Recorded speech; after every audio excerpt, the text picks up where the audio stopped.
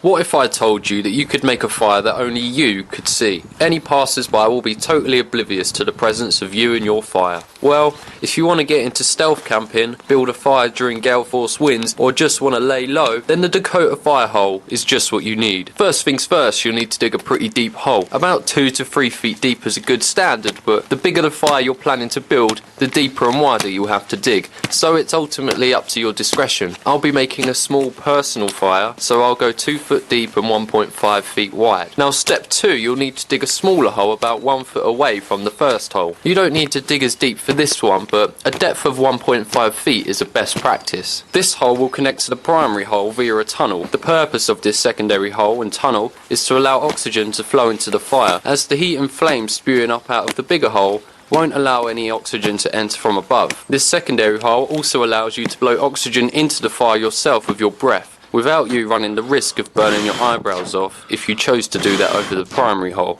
So, go Viet Cong on this bad boy. Keep tunnelling your way through until you reach the other side. Keep digging away at the edges until it's big enough for you to fit your whole arm through. The bigger the tunnel, the more oxygen that can enter, meaning a more sustainable fire. Now that's all done, it's time to build the fire. The same practices of traditional fire making still apply. A raised wooden platform to keep your fire off the ground that will burn down into a layer of embers over time. Utilise dead dry materials that have been hanging off the ground. Y'all already know the deal. Make the fire as you would make it on the surface. You can fiddle about with the structure of the fire in any way you see fit.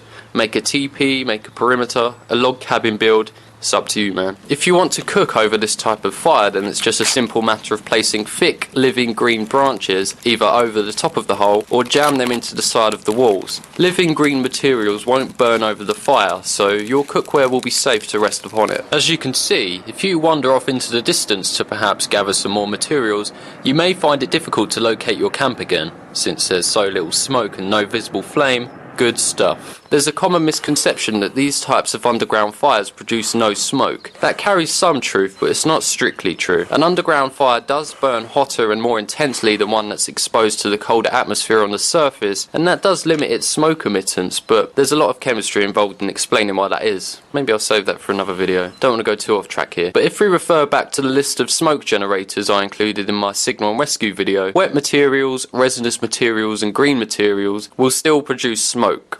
So it's best to utilise the driest and deadest possible materials you can find if you really want to limit your visibility. That means no scraping up the dead leaves from the damp ground like a lazy bastard. The Smokeless Fire Pit comes from a rather unique way of building fire. We think of fire building as a bottom-up process, whereby we'll build a base fire, then add material on top of it. For a smokeless fire, we need to flip things upside down and have our fuel wood on the bottom with our fire on the top. The fire on the top is started with copious amounts of kindling, constantly fed with dry small twigs and dry wood shavings directly on top of the fire, which will burn the larger pieces of fuel wood below. And the reason this produces no smoke is because the airflow from the secondary hole has to work its way up through the fuel wood, and it pushes all the gases and vapours, which we call smoke, which comes from the moisture, resins and oils contained within the fuel wood. The air pushes that up into the hot flames, where it burns off because of the heat intensity of underground flames. If those gases and vapours didn't have to travel upwards through the flame, like in a traditional fire, then you would have a smoky fire. Anyway, that's a tricky way of making fire, and I'm waffling on a bit. So basically, make sure your fuel wood is either under the flame, in the flame, or hugging tightly to the sides of the flame. If your fuel wood is hanging high above your flame, or chilling way to the side of it, then the moisture and gases will be released in the form of smoke, as opposed to burned off in the flame in the process of combustion. Just remember that smoke is incomplete combustion. If you see smoke, then it's usually a sign that some materials are getting neglected, so shape up. It's a simple concept. Dig a hole, build a fire in a hole, use dry materials. Easy peasy, lemon squeezy. And when you're done, be a gent and fill the hole back up. There's no need to break people's ankles as they pass on by in the future. Peace, bros.